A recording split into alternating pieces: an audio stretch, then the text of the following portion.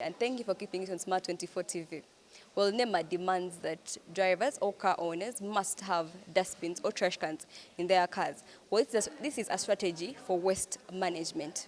However, the Uganda Law Society says this directive is a questionable one. With me is Mr. Benard Oundo, the President, Uganda Law Society, breaking us or giving us the reasons as to why this enforcement is a questionable one. Thank you very much, Mr. Benard, for joining us. Thank you. Thank you for having me this afternoon. Well, the enforcement has been put up.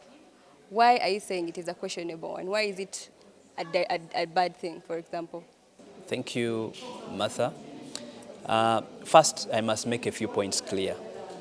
Number one, the Uganda Law Society believes in a clean and healthy environment. That's number one. Our Constitution, Article 39, provides for a right to a clean and healthy environment, and as Uganda Law Society, we believe in a clean and healthy environment.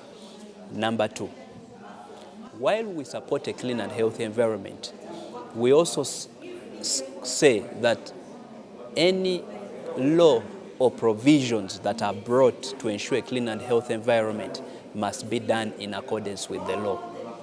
Now, under our Constitution provides that you cannot arrest a person unless the offense is defined and the penalty is provided for. Our contention with Nema is that, yes, we agree the National Environment Management Act provides for littering, and that is in the provision. There is no provision in the law that obligates me to carry a dustbin. That is our contention. And you cannot wake up in the morning or by press statement and enact a legal provision. So our contention with Nema is that the law as it currently stands, the National Environment Management Act, the National Environment Management Act, the regulations which were made under that law, there is no regulation that provides for the offense of not carrying a dustbin. Now, the way offenses are done in law or defined in law is that you provide an offense and then you provide a penalty. And we have told Nema that there is no offense for not carrying a dustbin. And there is also no penalty that says that if I don't carry a dustbin, you will penalize me for up to 6 million. Up to 6 million. First, there is no penalty that says provides for 6 million, yes. But even the definition of saying up to 6 million is also problematic itself. Because imagine there was the offense of not having a dustbin. Who determines whether I should pay 1 million, 2 million, 3 million, 4 million, or 5 or 6 million? That is wrong.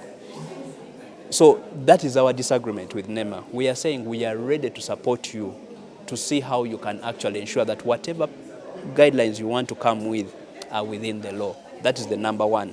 Number two, we also have an issue with the penalties and fines. Now, under the Nema Act, penalties must be provided for by regulation, and fines must be provided for by guidelines. We have told Nema that we have not seen any regulations which are made by the minister.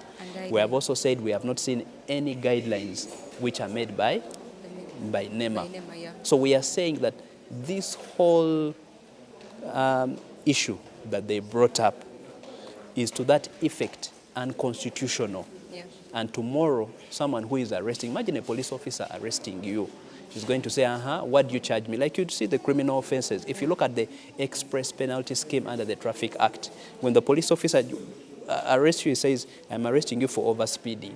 What is the fine? 100,000. That is how laws are made. There is a guideline on the express penalty scheme. So apparently for Nema, there is nothing. There is nothing. There's no like paper, there's no book, there is nothing. They just find you in case you don't have the dustbin, and they have to tell you to bring out the 6 million. Exactly, and that is our problem. We are saying, first of all, there is no law that makes it an offense for me not to carry a dustbin. Yeah. Yes.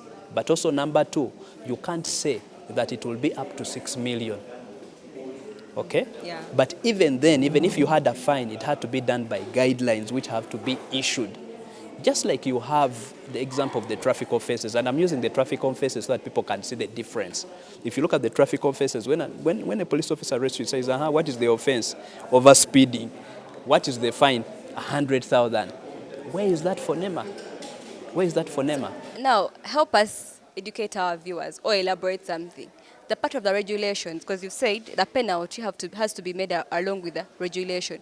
Is it supposed to be amended by Uganda Law Society, the regulations? Or still you have to join, for example, with Nema, with the ministry, and you make together these regulations? So what we have done is we have offered support. As Uganda Law Society, we have said, how can we support you to ensure that whatever provision you bring is within the law, is within the law. But also at this point, you can't create an offense. That's the work of Parliament. So in the Nema Act, there is a whole part 16 that deals with offenses and penalties, which says no littering. They have concentrated so much on littering. We don't have a problem with littering. So wait for me to litter and arrest me. Yes.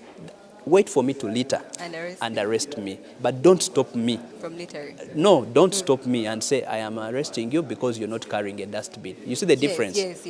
You see? That's the difference. If I litter, the law covers. The law covers you. The law covers Nema. If you litter, if I am driving my car and I litter and there's environmental police, the law covers it.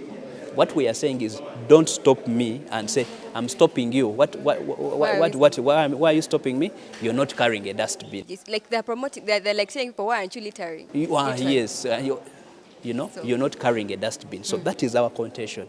We are saying that when you stop me and tell me that I am not carrying a dustbin, there is no provision of the law. There is no provision of the law that obligates me to carry a dustbin and the penal sanction provided for. That is how you make something an offense. If you just say you should carry a receptacle, that's not an offense. An offense is clearly provided for. You say, no one shall, and in case you don't carry, this is what you're going to be punished for.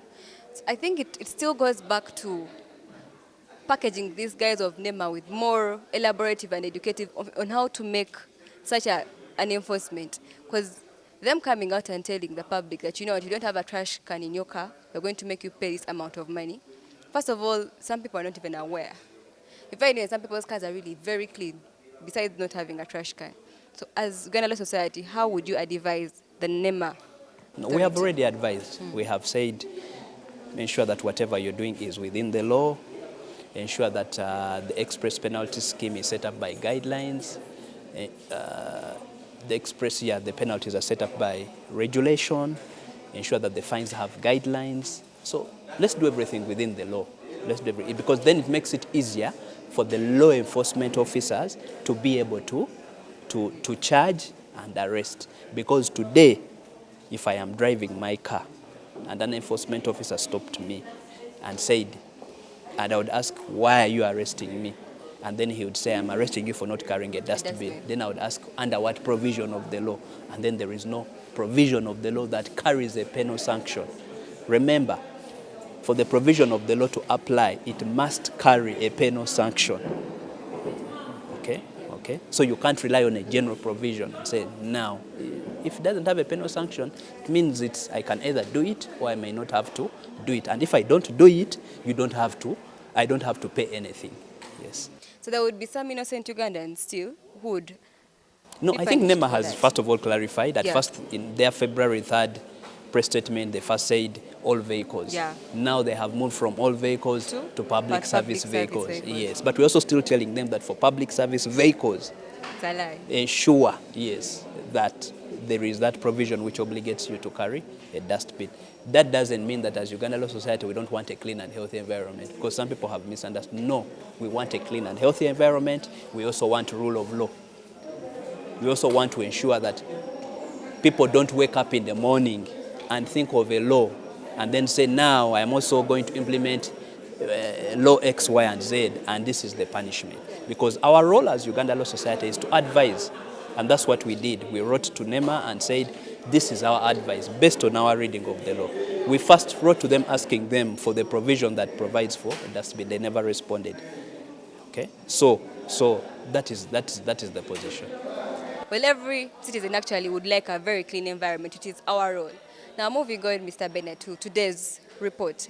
Uganda Law Society provides its quarterly report. What are the main things we are seeing in this report? So there have been so many things between January and March. Yeah. And today's report goes into it to try and bring out the issues Yes. that had, in terms of rule of law and violations of rule of law. So in today's report, we have highlighted a number of things, but let me focus on the bigger issues. The first one really is the trial of civilians in military courts. We are advising government and asking government that there have been 2 constitutional court decisions. I've been told one has been stayed. I think the other hasn't yet been stayed and appealed. We continue to advise government that it is better for civilians to be tried in civilian courts instead of you taking civilians to military courts. Yes, we've seen a number of videos circulating where civilians are being prosecuted in military courts, and we are saying that it is better for civilians to be tried in the civilian courts, and then the army, of course, can be tried in the military courts. That's one of the issues. 2, we have also come up to upload the courts. They have given about 3 important decisions that focus on the right to freedoms under the Constitution. 1, freedom of association. You have a very recent judgment where the courts re-emphasize the importance of freedom of association, and the role of the police is essentially to ensure that there is a peaceful protest, but not to stop the protest. So we are re-emphasizing that decision. We've also talked about the iron sheets scandal and said, yes, we have had some people are being prosecuted. We're asking the police to expedite the prosecution. And lastly, children's rights. We are also focusing on children's rights. There have been a number of violations, so it is time for every concerned stakeholder to start focusing on the protection of children's rights. So the last thing, as Uganda Law Society, I've mainly seen you in case of teaching, elaborating, or sensitizing people. It's mainly here within the capital. Do you have like other workshops or seminars outside? Yes, as Uganda Law Society, we have over 20 offices in 20 different parts of the country where we offer legal aid. So we have people who actually we represent on what we call a pro bono basis. Free? Yes, so last year we represented about 45,000 people. But yes, today currently our legal aid program is facing challenges because, as you remember, DGF was one of the biggest funders of our legal aid project. So we are currently having challenges to try and implement our pro bono and legal aid project. Thank you very much, Mr. Benard, for this great interaction. Well, it is our role as citizens to have a clean environment, and let us just follow the right things, and we shall have a perfect environment. That has been it all from Mr. Benard. Thank you.